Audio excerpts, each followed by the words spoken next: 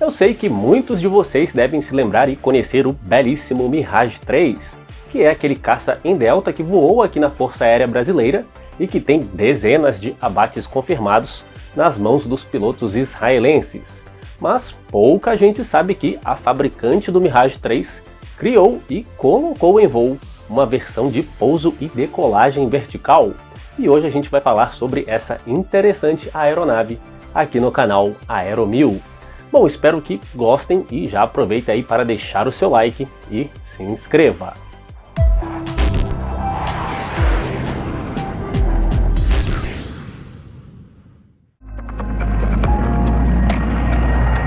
Após a Segunda Guerra Mundial, a França rapidamente conseguiu se recuperar e desenvolveu uma sólida indústria aeronáutica, criando algumas aeronaves que viraram ícones da aviação militar. A empresa Dassault desenvolveu o bem-sucedido Mirage 3, com nada mais nada menos que 1.422 unidades produzidas e utilizadas por vários países, dentre eles o Brasil. Em agosto de 1960, a Força Aérea Francesa elaborou requisitos para uma aeronave supersônica com capacidade de decolagem e pouso vertical, devido à crescente ameaça dos mísseis intercontinentais, que certamente seriam usados para atacar bases aéreas e suas pistas de pouso em caso de conflito. Os engenheiros decidiram utilizar uma configuração de propulsão combinada, com um motor principal para o voo para frente e uma série de pequenos motores que forneceriam a sustentação nos voos pairados. O projeto era tão ambicioso que teve que ser dividido em duas etapas.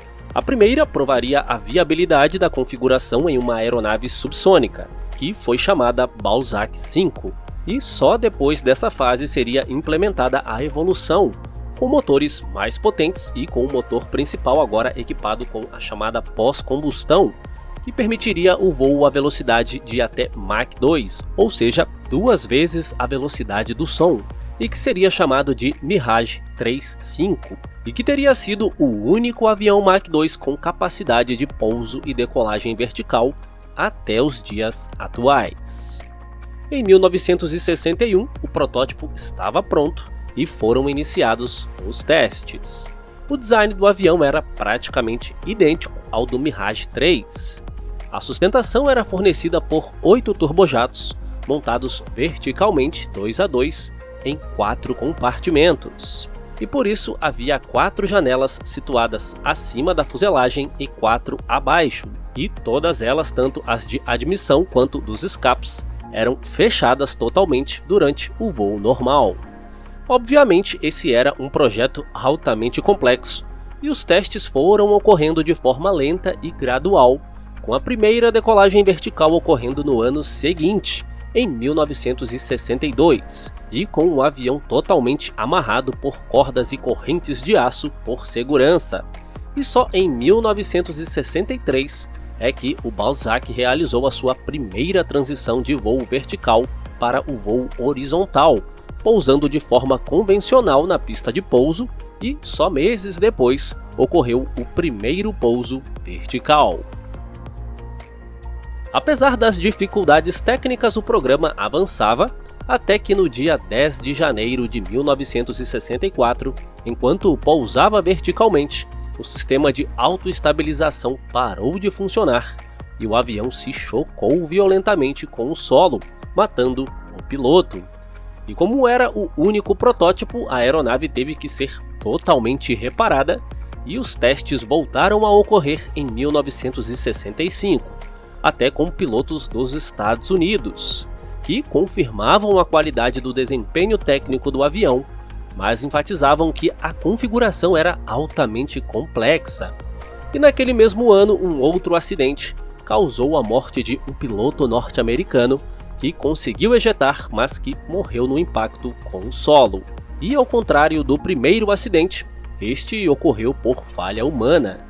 E esse segundo acidente foi crucial para que a França desistisse do projeto, que além de altamente complexo e inseguro, ainda se mostrava bastante caro e com desempenho inferior. A ideia por trás do conceito realmente era interessante, mas era difícil colocar isso em prática. Os jatos de elevação eram caros de manter e até incapazes de fornecer impulso suficiente, principalmente se a aeronave estivesse carregada com armas e combustível para as missões de combate. E ainda havia as limitações na performance, já que essa aeronave teria um desempenho inferior ao do Mirage 3. E apesar de ser capaz de voar a Mach 2, o avião levava quase 2 minutos em pós-combustão para alcançar essa velocidade, e isso gerava um altíssimo consumo de combustível. E nos pousos e decolagens verticais também havia um alto consumo de combustível, e essas limitações impactavam diretamente no alcance. Além disso, a necessidade de logística no solo era substancial, o que dificultava sua versatilidade e exigia um grande suporte no solo, o que era incompatível com a ideia inicial de poder usar essa aeronave em locais improvisados. E com todos esses problemas, o Balzac futuro Mirage 3.5 foi definitivamente cancelado e o projeto foi arquivado em 1966.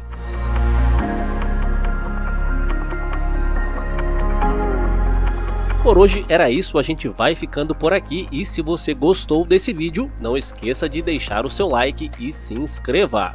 Conheça também o canal Águias de Aço e lá você acompanha os últimos acontecimentos da aviação militar. E não deixe de conhecer também a nossa loja. E lá você encontra miniaturas e também camisetas e quadros decorativos. Um forte abraço a todos vocês e até a próxima!